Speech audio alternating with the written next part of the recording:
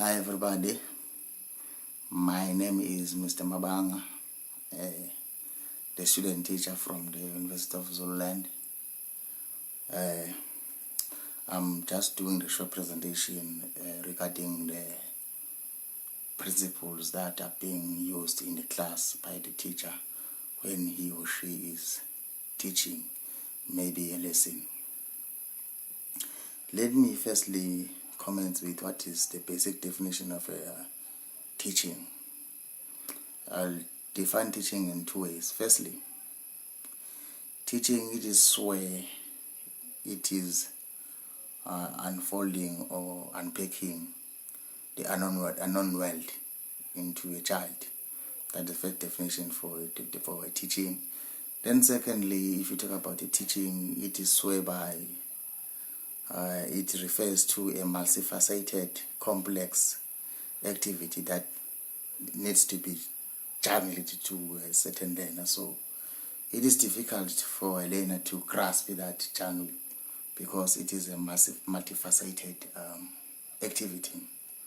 So it is recommended to use some principles by the teacher in order for the learner to understand easier or in an easier way for that lesson. So there are 7 principles that are being used by the teacher in order to teach the learner or to teach in the classroom. The first principles, it says, an effective teacher needs to acquire a relevant knowledge and skills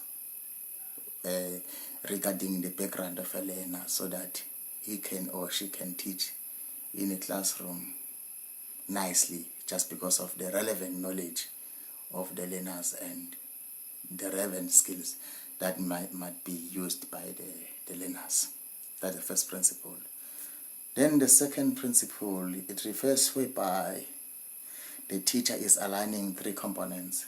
Those components, it is whereby the teacher used to do the objectives. As we know that the objectives are the short actions or short activities that might be done by the teacher in order to teach. Therefore, the teacher needs to align 3 components, of which is objectives. Secondly, of which is assessment. The teacher needs to assess the learners while he teaches or she teaches. And thirdly and lastly, the teacher needs to do some activities that are called instructional activities when he or she teaches in a classroom. The instructional activities, the example, it can be a case study. Suppose the teacher is teaching the English lesson, or whereby the teacher is teaching maybe a science class. It is whereby the teacher gives the learners maybe the task on the apparatus, to name the apparatus that are being used in a chemistry class, or if it is a physics class or a mathematics class, whereby the teacher gives the learners the instructional activities like doing the mental maths maybe. Yeah, that's the second principle, where the teacher aligning the 3 components. Then thirdly, the teacher used to articulate an explicit expectations. It is appreciable for the teacher to do the explicit or the clearly expectations for the learners, so that the learners will grasp the information that is explicit, not too complicated or sophisticated. That is the third principle. Then the fourth principle, it is whereby the teacher prioritizes of what he or she might give the learners. Therefore, the teacher needs to prioritize the knowledge of he or she teaches. For an example, if you are a teacher, you must use what is called the Bloom's taxonomy. You can't commence with something that is so difficult into a learner. So it is easier if you can take something that is easier, something like recalling, remembering something, rather than evaluating and synthesizing, or sometimes called analyzing. Therefore, the fourth principle, it is whereby the teacher used to prioritize. Yes, used to prioritize the knowledge of what he did or she did and the skills.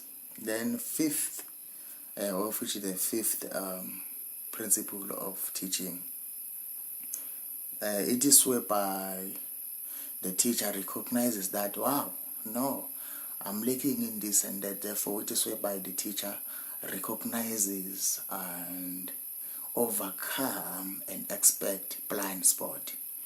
Suppose in chemistry or in physical science, I know that I'm lacking in chemistry, so I need you to recognize that I'm lacking in chemistry, in the physics, in the physical science discipline. Then I'll need to overcome that mistake or that shortcoming of lacking the knowledge in chemistry.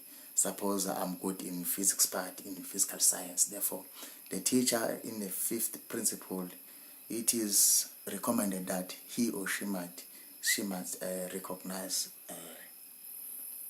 and overcome that expert blind spot.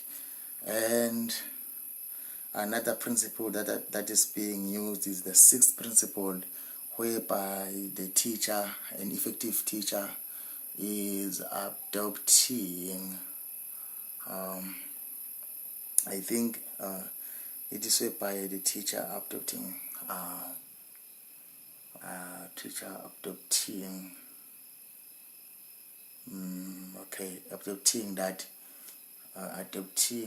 it is whereby the teacher adopting the teacher's role. It is whereby the teacher adopting an appropriate teacher's role. Suppose the teacher is teaching in a class, he or she might understand that he will be the commentator or sometimes motivators. Therefore, there must be a certain role that must be played by the teacher when he or she teaches in the classroom. Therefore, the teacher must adopt that situation, that now I'm going to be using a certain role as myself. Sometimes I'll be a commentator as I'm teaching. Sometimes I'll be the storyteller person. Therefore, the teacher must adopt himself that he or she is teachers with an appropriate teacher's role. Then lastly, of which is the seventh principle that is being used by the teacher, it is whereby the teacher paraphrasing or summarizes of what she or he had done from the scratch or from the commencing of his or her lesson, like reflecting or giving the feedback of what he or she has done when he or she was doing that lesson. Then thanks very much for just taking this opportunity to listen to these principles. Thanks very much.